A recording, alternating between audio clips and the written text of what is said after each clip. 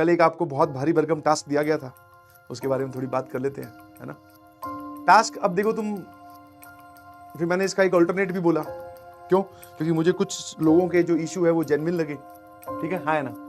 कि मैंने आपको बोला कि आपको अपने पेरेंट्स को, खासकर पिताजी को, ये बात बतानी है कि आपकी प्रिपरेशन कैसी चल रही है, और दूसरा आपको उनसे प्रॉमिस करना है। तो बहुत सारे बच्चों ने बोला सर हमने बात कर ली है, कुछ के पेरेंट्स लीनियंट थे, कुछ की ये बात रेगुलरली होती है, कुछ ने पहली बार बोला, कुछ बोल रहे sir we are feeling light. Light मतलब कि दिमाग से बोझ उतर गया है, अब सर खुल के पढ़ाई कर पाएंगे। कुछ बोले सर पिताजी ने डांटा। बहुत सारे मिक्स रिस्पॉन्सेज आए, एवरी पॉसिबल रिस्पॉन्स। साथ साथ में ये भी था कि बहुत सारे बच्चे बोल रहे सर हम लोग घर पे नहीं बता सकते। कुछ लोगों ने घर पे शायद पेरेंट्स को बताया नहीं है कि वो जेईई की प्रिपरेशन कर रहे हैं, ठीक है। हो सकता है सबका अलग अलग है, सबका घर का माहौल अलग अलग है, मैं किसी भी माहौल को सही और किसी को गलत नहीं ठहरा रहा हूँ, ठीक है। तो इसीलिए अगर कोई बच्चा अपने पेरेंट्स को नहीं बोल पाया वो चीज़, इनफैक्ट ये काम तो आप सभी लोग कर सकते हैं कि आज की डेट डालिए एक पेज पर और जो भी अपनी कमियां हैं वो लिखिए और उन पे काम करना स्टार्ट कर दीजिए। समझ में आया? आपने कन्वेंशन ऐसे समझो मेरे सामने कर दिया बस, ठीक है। बस मेन थिंग इज कि जब आप किसी को कोई बात बता देते हो तो उसके बाद में आप काम करना स्टार्ट कर दो। मेरी इंटेंशन नहीं थी किसी का दिल दुखाने की, ठीक है। And I am really sorry उन लोगों से, एकदम बोलते ना हाथ जोड़ के माफी मांगता हूँ जिनके फादर नहीं है। मैंने ये बोल दिया कि ये बात सिर्फ फादर से करो, नहीं, आप मदर से भी कर सकते हैं, ठीक है। I am really sorry. But हाँ, मेरा इंटेंशन किसी का दिल दुखाने का नहीं था। मैं तो चाह रहा था कि तुम एक बार कन्फेस करोगे तो तुम्हें लगेगा कि हाँ यार मैं एक तो चीज़ अपनी बोल पाता हूँ कि कल को कुछ गड़बड़ हो तो मैं बोल पाता हूँ। दूसरा गड़बड़ मतलब कि हमारा मान लो रिजल्ट नहीं आया ढंग का, लेट्स से फाइनल डे की बात करते हैं, तभी तो हमें पेरेंट्स को बताना ही है ना, ठीक है।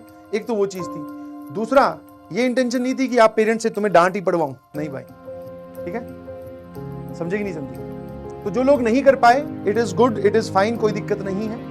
आप एक पेज पे लिखिए, उस पेज की वैल्यू इतनी बना लीजिए अपनी जिंदगी में कि हाँ भाई इस पे मेरी सारी कमियां लिखी हुई है, मुझे आने वाले वक्त में इन कमियों पे आज से ही काम करना स्टार्ट करना है और मुझे बाकी लोगों से आगे निकलना है, मुझे सेलेक्ट होकर यहाँ से निकलना है। बस सिंपल सी कहानी।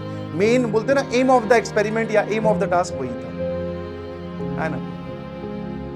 हाँ मैं समझता हूँ बेटा, पापा नहीं समझते, मैं भी समझता हूँ ये बात, मैं समझता हूँ। तुझे क्या लग रहा है मुझे नहीं पता, पापा नहीं समझते कि पेरेंट्स हमारी फ्रीक्वेंसी से, जैसे हम किसी से एक्सपेक्ट करते हैं कि फादर को ऐसे रिएक्ट करना चाहिए, वैसे नहीं रिएक्ट करेंगे। उनका कोई और दिमाग में उनके काम की टेंशन होगी, परिवार की टेंशन होगी, बहुत सारी चीजें उनके दिमाग में चल रही होगी, तो आपने कुछ बोला होगा तो उस तरफ से रिएक्शन वैसा नहीं आया होगा एज एक्सपेक्टेड। इसीलिए मैंने बोला था जो भी बोले सुन लेना, बस शाबाशी दे तो बहुत अच्छी बात है। मैक्सिमम पेरेंट्स ने ये बोला डोंट गिव अप, कोई बात नहीं, आप अपना 100% दीजिए। और वही एक सत्य है, एब्सोल्यूट सत्य वही है।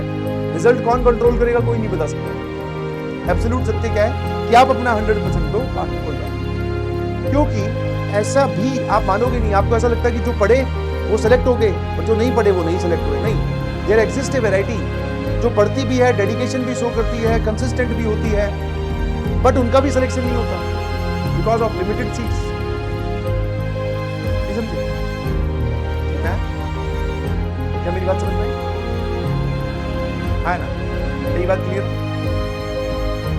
तो ऐसा नहीं है कि डायरेक्टली आप जेईई तक पहुंच जाओगे अगर आप कंसिस्टेंट रहे तो। आपको मेहनत करनी है, बस डे बाय डे अपने आप को इंप्रूव करना है। और